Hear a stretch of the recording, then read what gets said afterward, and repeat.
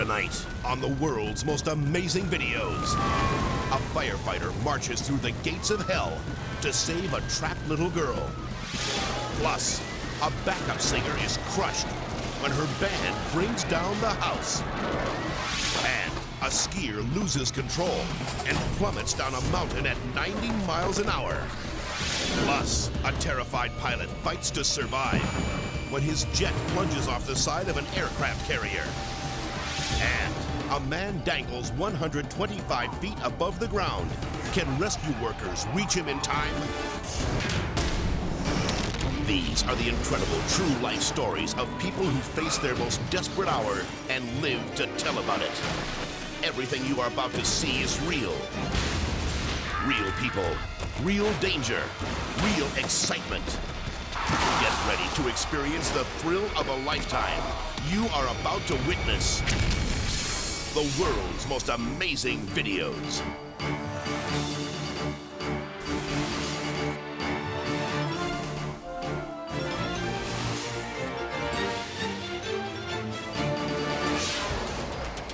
The Mediterranean Sea. The aircraft carrier USS America is on maneuvers off the coast of Lebanon. Fighter pilots perform difficult takeoffs and landings on the ship's 1,000-yard runway.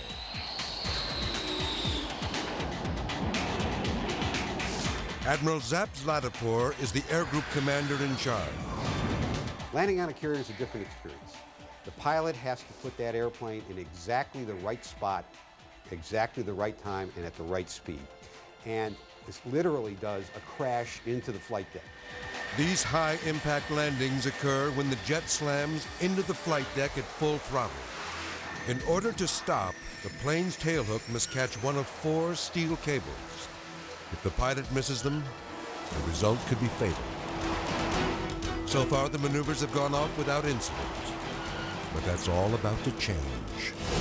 Lieutenant Charlie Bowe guides his fighter jet in for a landing.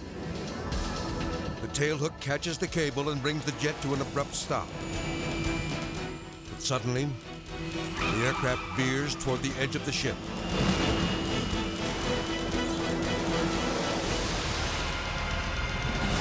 Watch again. The jet releases the hook, but a malfunction causes the plane to accelerate. The pilot tries to stop the aircraft, but it's too late. Somehow, Lieutenant Bowe manages to eject from the plane before it crashes into the water. The first thing came to mind was, get on the brakes, and if I can't stop this, in these 2 seconds, that's all I'm gonna give it, and I'm out of here. I'm gonna eject. And that's exactly what happened. The ejection rockets Bowe away from the plane, but he's far from safe. Everything blacked out, and the next thing I remember is I'm just tumbling through the air. And I remember thinking to myself, okay, parachute, anytime now, you can open up. The chute opens. But as he lands, the lieutenant's body slams into the edge of the flight deck with bone-crushing force. When I hit the deck, that's when it took its toll on me, because I hit from about mid-thigh to up under my armpit. I broke my hip, broke 5 ribs, and that put my lights out for maybe just a little bit. Crewmen race to free Bowe from the tangled parachute. But a gust of wind fills the chute and pulls him back over the edge.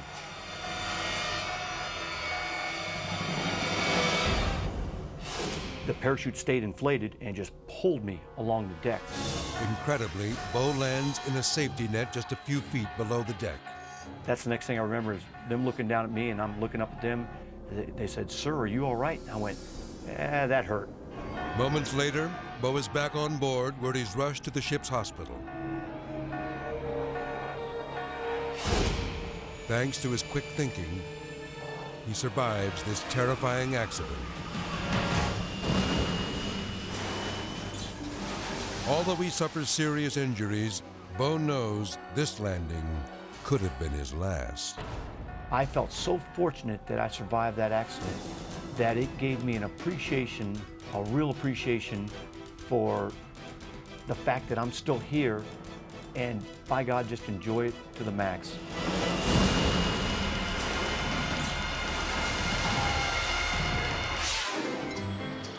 Southern California.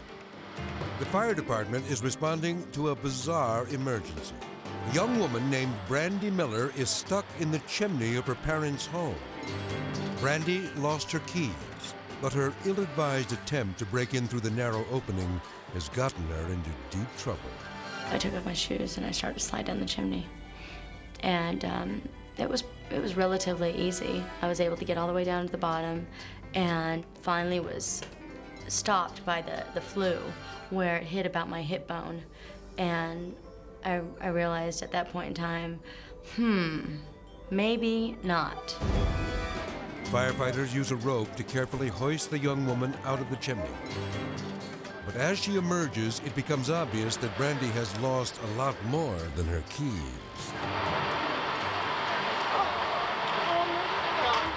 From the waist up, Brandy is covered only with a thin layer of soot. It's a very tight, small space. Not a lot of air, and not a lot of room to move. And so I removed some of my clothing. To make matters worse, her embarrassing moment has drawn quite a crowd. Brandy's neighbors and a TV crew are there to witness the unveiling. When my head came out of the chimney, I looked around and I saw a parade. I saw a bunch of lights, a bunch of people, and cameras. Sparing the young woman further humiliation, firefighters tell the cameramen that the show is over.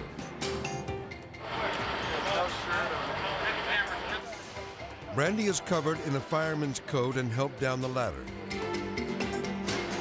Then she's placed on a stretcher and taken to an ambulance. The paramedics want to rush her to the emergency room, but Brandy just wants her nightmare to end.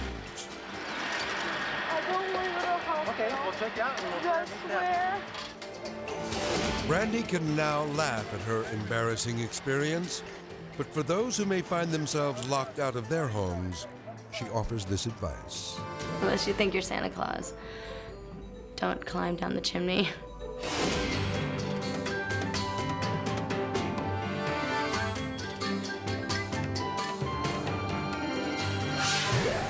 Kitzbühel, Austria. Top-ranked Canadian skier Todd Brooker is making his final practice run for the Hahnenkamm World Cup. This is one of the most treacherous downhill courses known to man. Todd is nearing 90 miles an hour when suddenly his left ski is sheared off.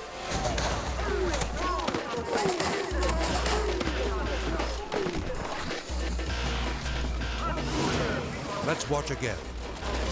As Todd rockets down the mountain, his ski breaks away. He slams onto his head and knocks himself unconscious. He cartwheels uncontrollably at breakneck speed.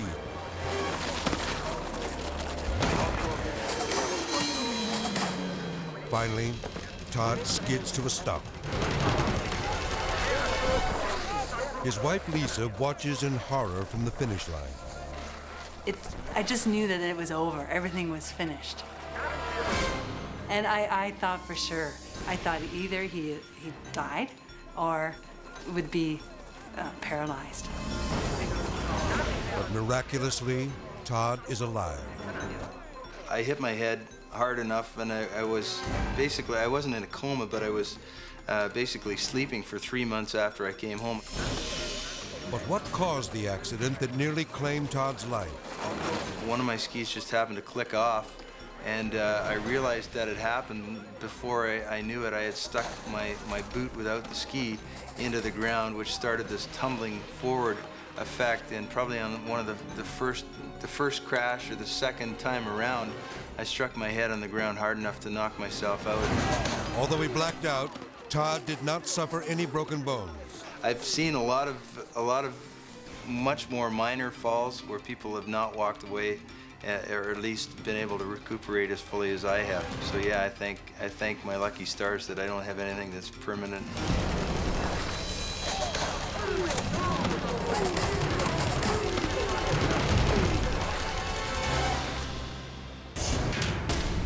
Coming up, when a bullfight goes bad. A matador gets the ride of his life. And a hot air balloon explodes, trapping a terrified mother and her child in a fireball of flames. Then later, a new sports car is totaled during a driving test. Plus, an explosion rocks a fishing boat, and the captain goes down with the ship. When the world's most amazing videos returns.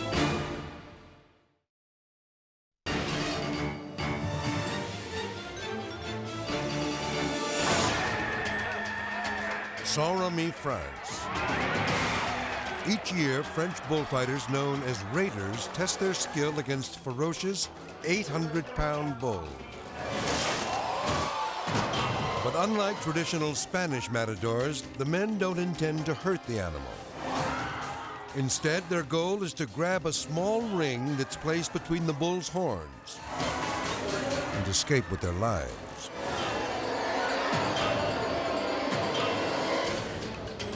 Each round lasts 20 minutes, but it only takes a split second for a raider to be speared. The men display high-flying and death-defying bravado in their attempts to avoid being gored. They even leap into the crowd to get away. One raider tries to outrun a bull, but suddenly he's caught in a furious cyclone of terror as he's gouged and trampled by the beast.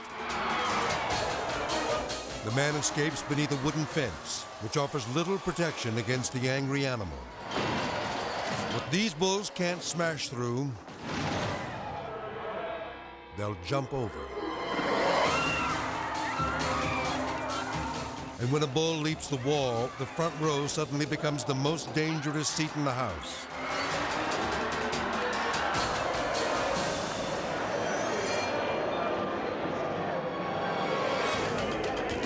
So far, all of the competitors have escaped without serious injury. But the festival is about to take an even more savage turn.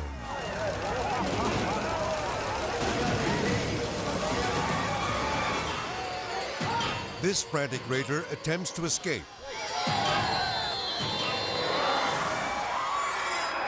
But he falls painfully short. Watch again.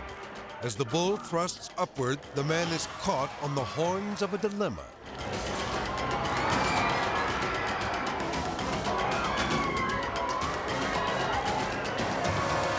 Although the mangled matador survives, he carries with him the painful memory of this brutal attack and a deeper respect for the awesome power of these fearsome beasts.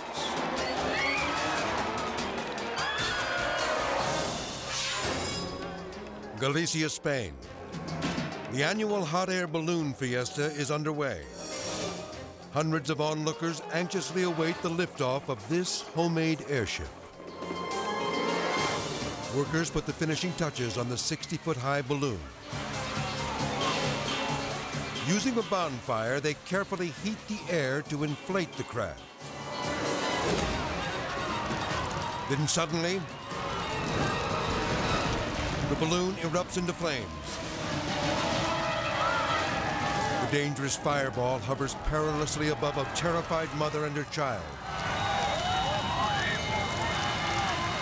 Then, blazing pieces of the balloon fall from the sky, surrounding the woman and her baby in a hailstorm. The frightened mother cradles her daughter to shield her from burning debris. Then, just as the flames threaten to engulf them, the woman makes a break for it. She tosses her baby into the arms of a firefighter and runs. Amazingly, both mother and child escape without injury. The townspeople help control the blaze, bringing an end to this fiery night of terror. But they will never forget the moment their celebration nearly turned to disaster.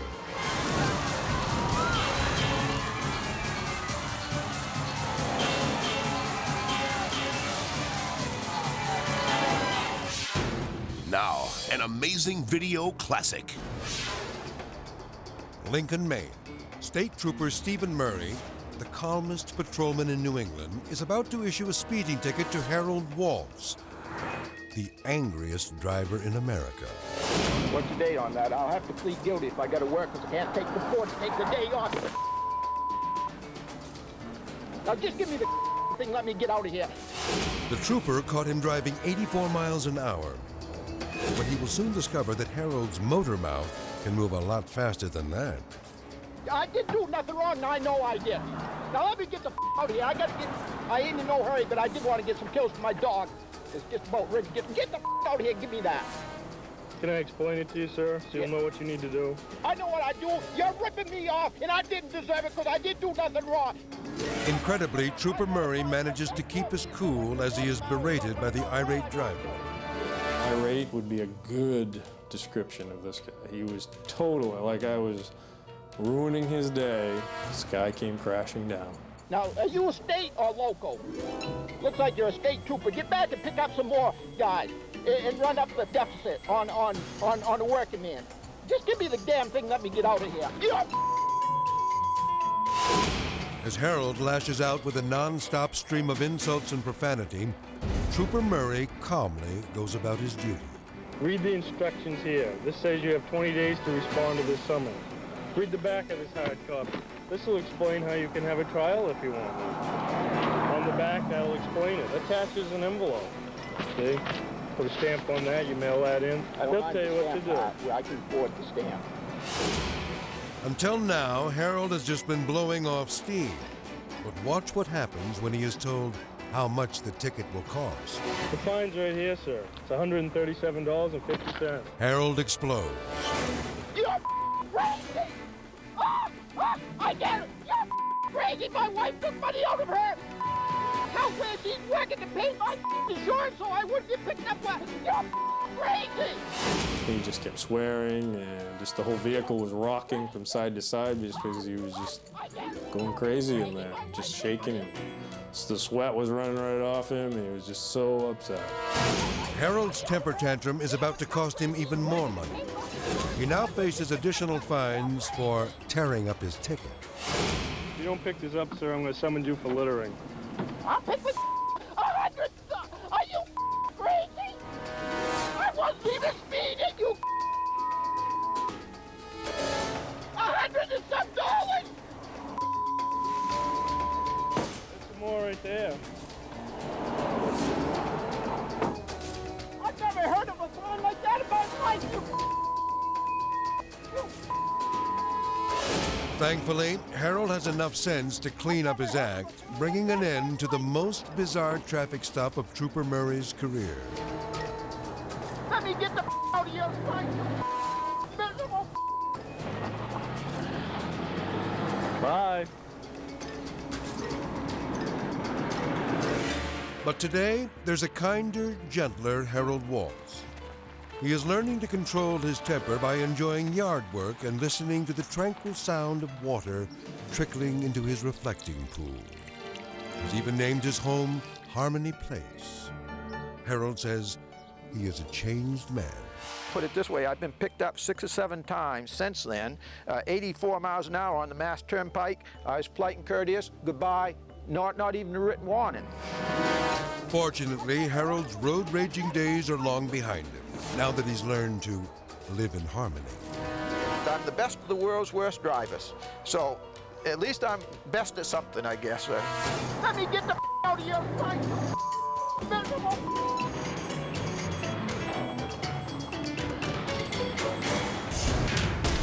Next up, a firefighter puts his life on the line to pull a young girl from a raging inferno. Plus, there's trouble on the track when a car maker rolls out its latest model. Then later, a propane tanker explodes, filling the sky with a cyclone of toxic flames. When the world's most amazing videos continues.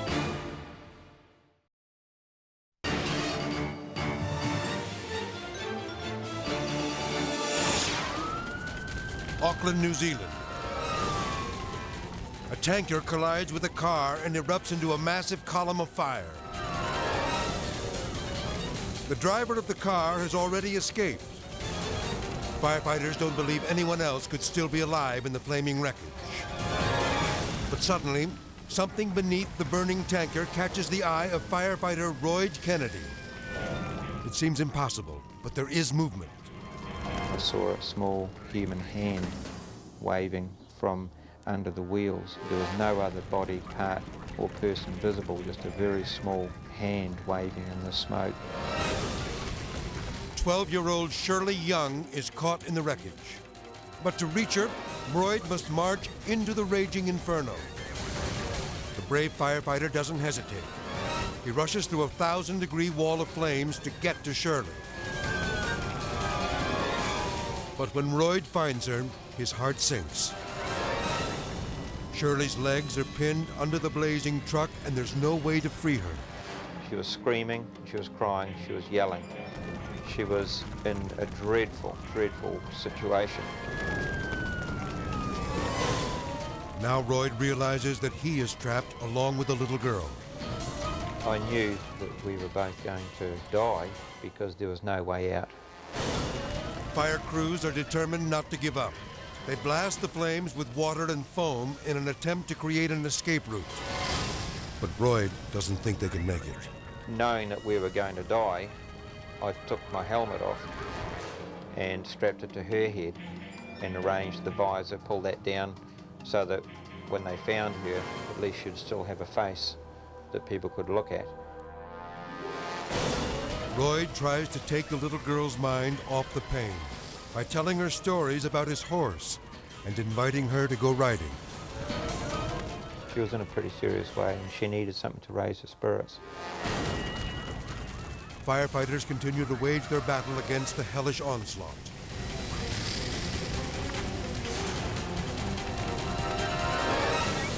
Then, at the last possible moment, rescuers are able to fight back the flames and get to the tanker. Jacks are quickly put in place and the burning truck is lifted. At last, Shirley is free. Royd delivers her to safety. Overcome with emotion, the exhausted fireman gives the suffering little girl a tender kiss. We had bonded in such a way through such a horrendous experience that it was a loving father-daughter kiss, and she just needed that little peck to complete the rescue operation and to let her know that someone was looking after her. Fellow firefighters try to console the emotionally drained hero. Shirley spends several days in the hospital. Her injuries are so serious that she loses part of her right leg. But thanks to Royd, she has the inspiration to make a full recovery. He sat beside me and was telling me about his daughters having horses, and that when I get out from the hospital I can go and ride the horse. It was really good what he'd done for me, because it put his life in a bad position too.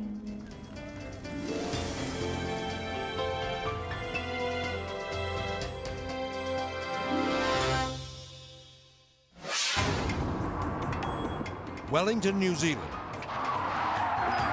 Test driver Klaus Heimel spends the morning practicing for a very important demonstration. He's preparing to put this new BMW sports car through its paces for the company's top executives. In Klaus's expert hands, the vehicle performs with remarkable precision. Now, the moment of truth has arrived. The executives watch anxiously. Klaus tries to impress his bosses with a difficult 360-degree spin.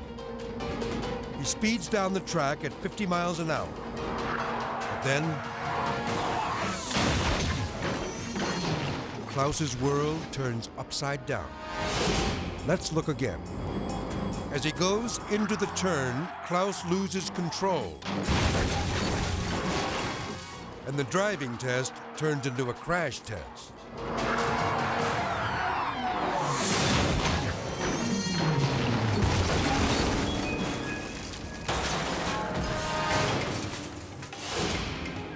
Klaus is able to walk away from his dizzying mishap, but the company's new car is totaled.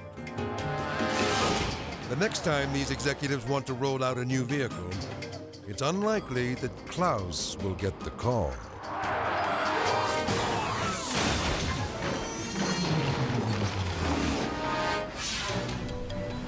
The Gulf of Alaska. 7 miles off the coast, a group of fishermen from California are having a lucky day. The first halibut on the boat. Hey, Bob, how do you feel? Feeling good. 8 men and women are on an excursion aboard the 37-foot charter boat Irene. Become one with the fish. But suddenly, the boisterous group is silenced by a shocking order from the first mate. Everybody get one of those on, please. We're sinking. An explosion in the engine has ruptured the hull and knocked out radio communication. Passengers and crew are now forced to squeeze into a small, inflatable lifeboat. This is really unbelievable. Hello, Orange Flare. Right here. I got 2 of them right here. Oh, okay. All right. All right. Lorna and Carson Chisholm are among the stranded. I thought to myself, what a horrible thing to happen, to lose your life for a vacation. But you look out there and there's nothing. It's just flat and there's nothing anybody can do. The fishing boat is going down fast. Look out, you guys. It's coming this way. Irene is sinking.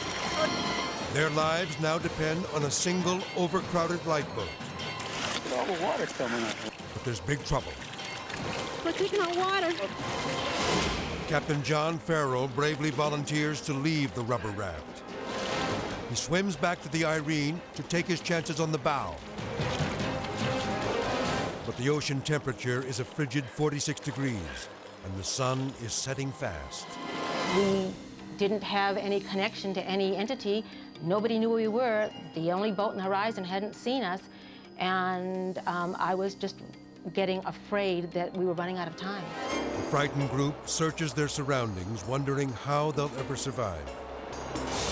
All hope seems to be lost. Then, off in the distance, they hear the sound of an aircraft.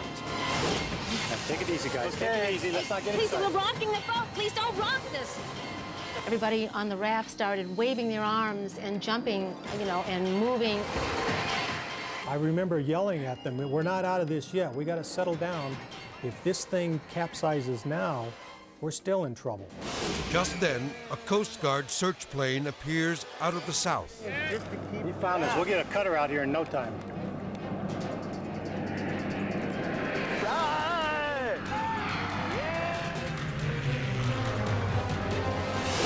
But the danger is far from over. The life raft is going down, and a rescue boat won't reach them in time.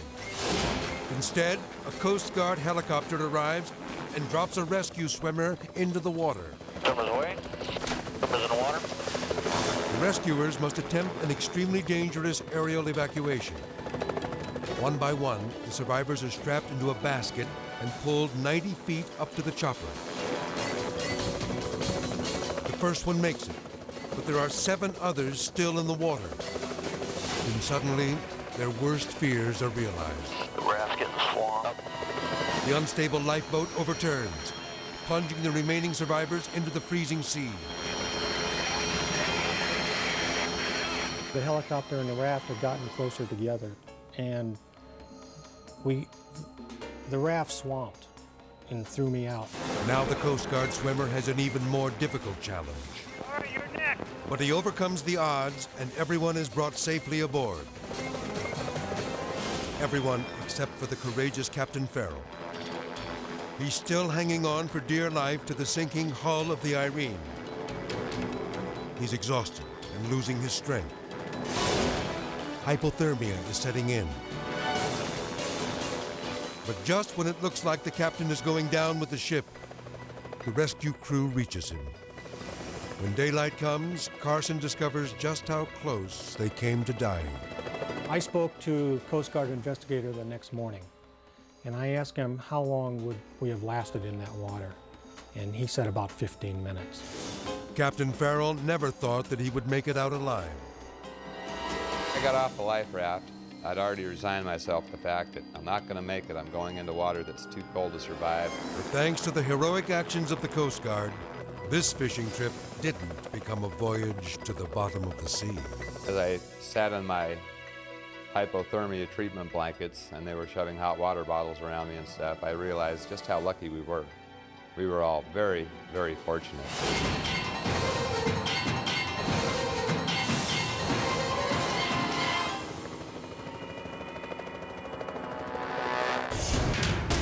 Up next, bullets fly when a police officer is taken hostage by a desperate gunman.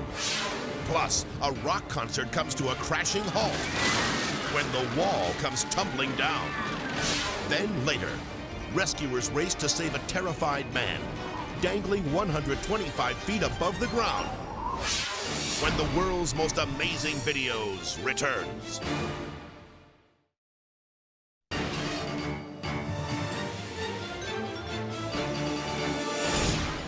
Providence, Rhode Island. Police are searching the streets for 3 armed bank robbers. But then the manhunt takes a horrifying turn. John Hicks, a vicious career criminal, has ambushed Officer Osvaldo Castillo and taken him hostage. Hicks has wrestled away Castillo's service revolver and is pointing it at the officer's head. The fugitive has another gun pressed against the cop's throat. The gunman is desperate and knows his only hope of escape is a getaway car that's parked in the street. He's completely surrounded as he inches his way down the passenger side of the vehicle. He orders Officer Castillo to get in, but the brave cop tries to stall. Police can't even draw their guns because one wrong move could cost their fellow officer his life. Castillo, a 13-year veteran, knows that all he can do is stay calm and try to talk the gunman into giving up. But Hicks forces him into the front seat and orders him to drive.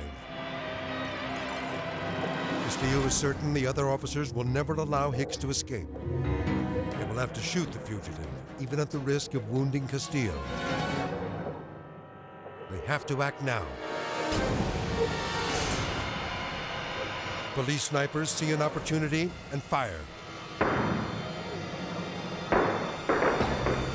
The officers storm the car, unleashing a devastating hail of gunfire. His fellow policemen race in and drag him to safety. Officer Castillo has been shot in the hand. The heroic officer manages to get to his feet. He's in agony, but thankfully, he's alive. It wasn't until I was sitting down on the sidewalk that I realized that I was safe. Castillo was convinced the crazed outlaw was going to kill him. The gun was going right through my ears, and I could feel that he wants to really shoot me. And I keep repeating to him, you are gonna die, and I'm gonna die. If you don't give up, we both are gonna die. Let's watch again. As the fugitive opens fire through the back window, 2 cops hit the ground to avoid being shot. Inside the vehicle, Officer Castillo wrestles with the gunman. And at that time, I grabbed his gun, and I did not allow him to turn around with his gun. I was holding his gun, and that's when I was shot. Finally, the siege is over.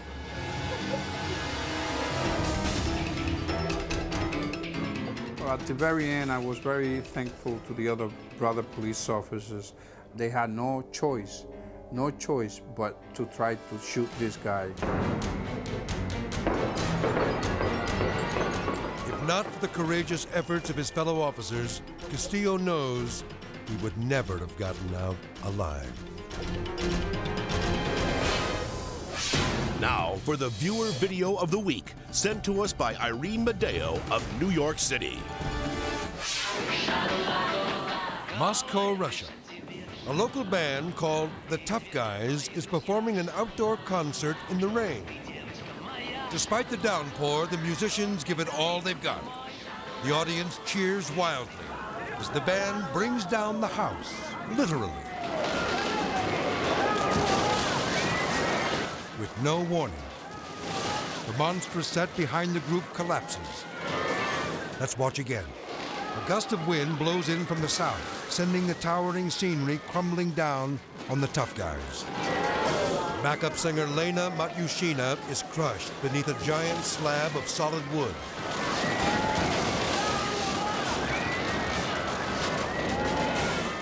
Bass player Viktor Korolev sees that Lena is trapped under the heavy wall. Viktor puts down his guitar and pulls her from the rubble. Cradling Lena in his arms, he carries her to safety.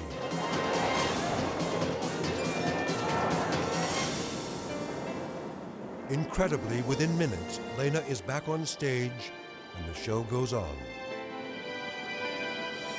Lena Matyushina proves that the toughest of the tough guys is a girl.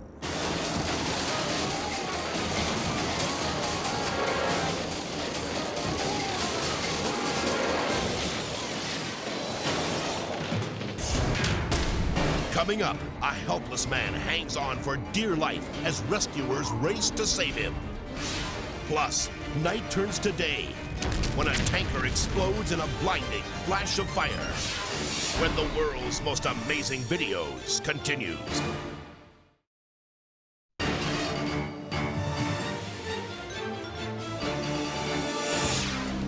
Ponderosa, Texas. Company 3, respond to rescue. Man trapped on the water tower. The scaffolding has collapsed, leaving painter Walter Cootie hanging on for dear life, 125 feet above the ground.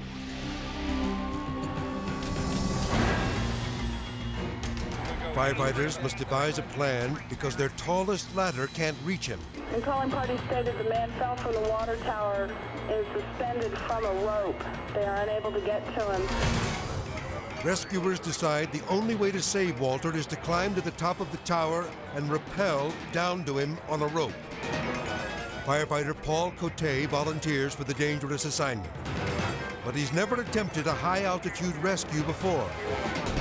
Walter tries desperately to hang on to his lifeline, but his grip is weakening. The rope is tightening around his abdomen, making it nearly impossible to breathe. Cote cautiously moves toward the terrified man. Walter summons the strength to hold on. Inch by inch, Cote slowly lowers himself down the slippery tower, fully aware that one false step could be his last. Ignoring the dizzying height, Cote prepares to step off the side of the tower.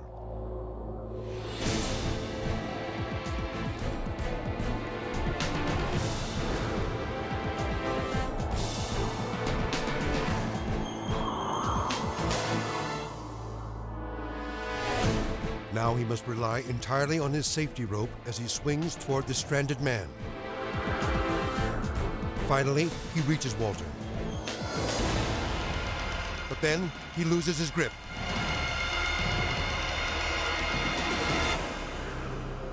Cote manages to regain control and wraps a safety belt around the man. But there's not much time. Walter's lifeline is tightening and his stomach is being crushed. Then, more trouble. The safety lines have become tangled. The two men are trapped in midair. Now, the rescuer is in need of rescue. The patient's not the one that's hurting, it's the rescuer. Another firefighter on the ground will have to climb the treacherous tower to save the men.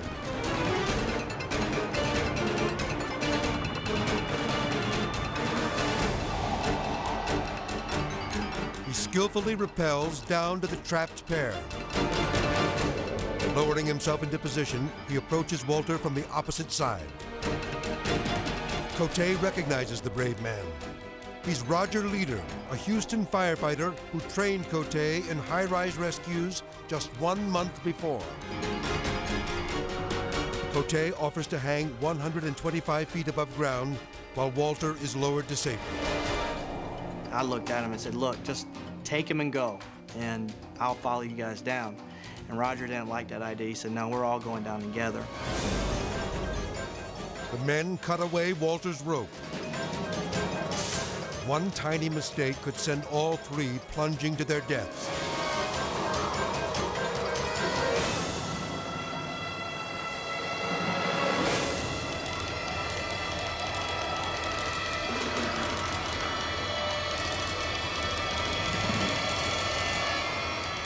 They reach the ground safely. Walter knows he's lucky to be alive. I considered myself indestructible and fearless until this happened. It never bothered me. I don't work up high anymore.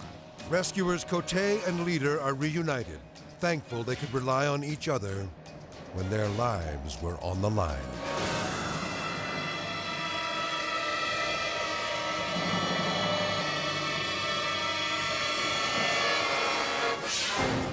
Murdoch, Illinois. A train pulling tanker cars full of chemicals has derailed and burst into flames. Firefighters keep their distance because no one knows exactly what type of hazardous materials are on board. John Chambers is one of the rescuers on the scene. There was a lot of panic going on, not knowing what the train cars really held as far as chemicals. No, it started this big roar of flames. Reporter Ramey Becker broadcasts live, dangerously close to the blaze. The fire is making a sound like a jet liner taking off. The thing that I remember most vividly was the sound.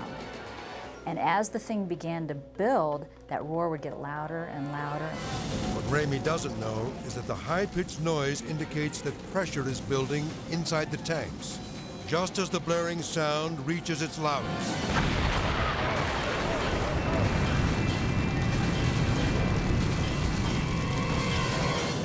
A tanker full of propane gas explodes in a colossal fireball.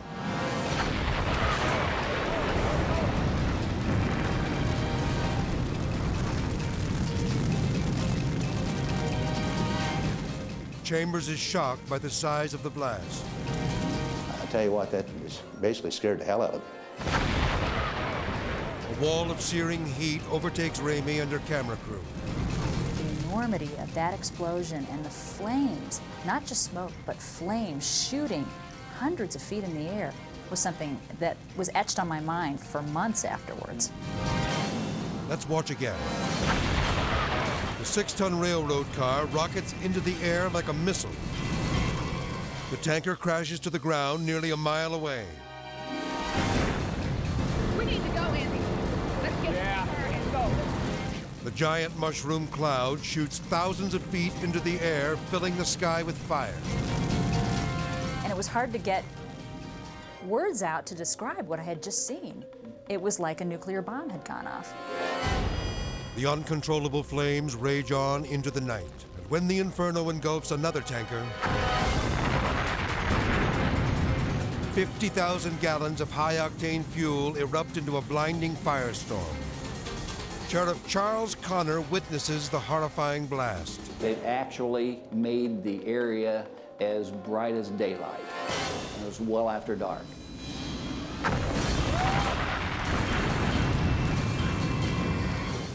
Finally, 72 hours later, firefighters managed to bring the flames under control. But not before it turns the rail yard into a mound of molten metal. It looked very much like a war zone, like a series of large bombs had been dropped. Despite the enormity of the explosions, everyone got out alive. There were no fatalities, so we were extremely fortunate, and I think God was on our side that day.